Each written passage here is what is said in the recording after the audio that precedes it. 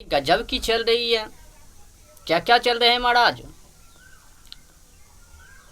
मैं जो स्थितियां को देख रहा हूँ, परिस्थितियां जो चल रही है, जो जैसा होता है वो वैसा ही बनाने की कोशिश करते हैं। जो शादी की वो शादी की, जो भोग की वो भोग की, जो वैराग्य वो वैराग्य की। जो जैसा होता है वो वैसा ही बनाने की कोशिश करते हैं। अगर लफंगर है तो लफंगर बनने की कोशिश करेंगे, दारू है पी रहे हैं वो दारू पिलाने की कोशिश करेंगे, वैराग्य हो वैराग्य बनाने की कोशिश करेंगे। अगर शादी किए हुए हो तो शादी की भोगी की बात करेंगे। वक्ता लोग अधिक यही करते हैं। वक्ता लोग जो थे कथा वक्ताएं वो यही करते हैं। व्यास गद्दी पे बैठ जाएंगे और कहेंगे शंकर भगवान भी तो किए, राम जी तो भी किए, अब तू कहाँ जा रहे हो। अभी जो स्थितियां चल रहे हैं उस परिस्थितियों को देखकर अगर जो कोई भी व्यक्ति विवाह को करता है करती है तो समझो कि गले में घंटी बांध के जा रही है वो, या जा रहा है।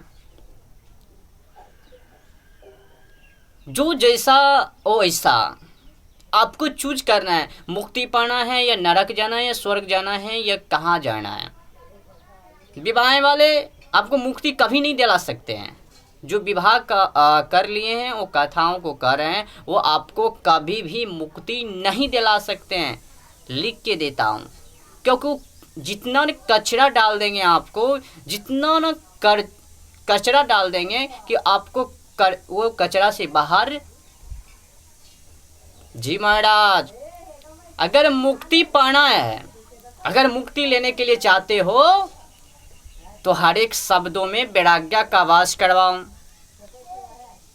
यदा यदा ही धर्मस्य, इस श्लोक में मजा आता है समझने में, समझाने में।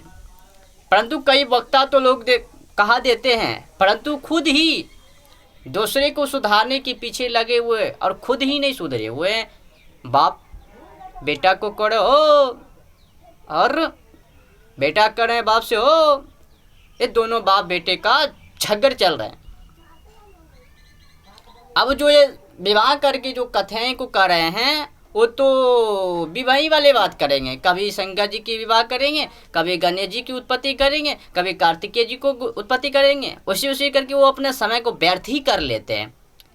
अच्छा बताओ, शंकर जी को विवाह को व्याख्यान करते हो, क्या उससे समाज सुधर जाएंगे? अरे सुधारने की कोशिश करो।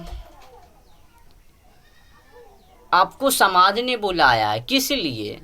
इसका मतलब ये नहीं कि समाज नहीं जानता है तो उसको जो मन हुआ वो एक ज्ञान दे देगो। जहाँ जहाँ पे जाते हो वही लीला चल रहे हैं। शादी की, शंकर विवाह की शादी हो रहे हैं, सब लेके आइयो घर से अपने अपने। अब शंकर जी साक्षात प्रकट हो गए हैं, क्या पहले से शंकर जी प्रकट नहीं है? ये अनहड़ हो गए हैं वक्ता लोग भी। इसको खुद ही पता नहीं है कि शंकर जी पहले से ही प्रकट हैं, बस देखने की ज़रूरत है और दिव्य दृष्टि को प्राप्त करने की ज़रूरत है। तो दिव्य दृष्टि कब प्राप्त हो गए? जब हम भक्ति के में रंग जाएंगे। भक्ति कब आएंगे महाराज?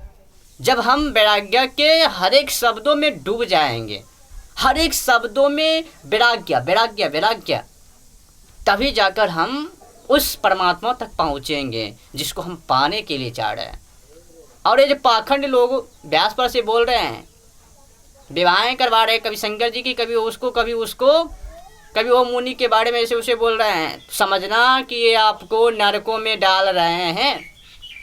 और फिर कहेंगे माँ से बढ़कर कोई नहीं होती, या पितावर से वो है वो है वो, पता नहीं क्या क्या कहेंगे वो।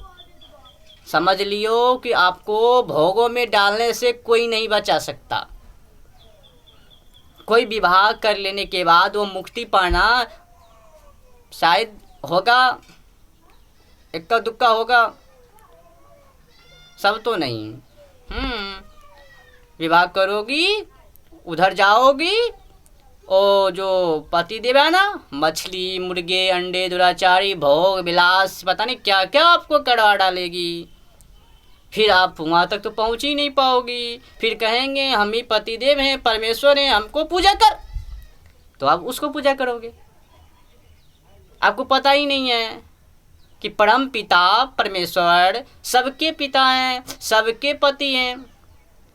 पतिदेव तो वो हुआ, जो पतिदेव का मतलब क्या हुआ? पतिदेव का मतलब हुआ जिसका कोई अंत ही ना हो। अब समझो कि ये जो जिसको पतिदेव कह रहे हो, ये पतिदेव है ही नहीं।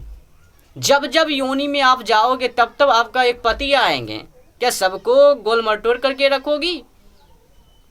एक ही पति होते हैं, अनेक नहीं। बाप एक ही होते हैं, अनेक बाप नहीं। अगर वैसा होता है तो जाओ किसी और के बाप का दियो। तो पति देव एक ही है। कौन? परम पिता परमेश्वर। एक शरीर का तू पति बना रहे हो, शरीर का, ये शरीर का पति है। ये पति जो अंदर की जो भावनाओं में घुसा रहे हैं ना, ये सब वक्ता है, वो होने वाले नहीं है। एक शरीर का पति है। अगर अंदर की पति को बात करूं तो परम पिता परमेश्वर है।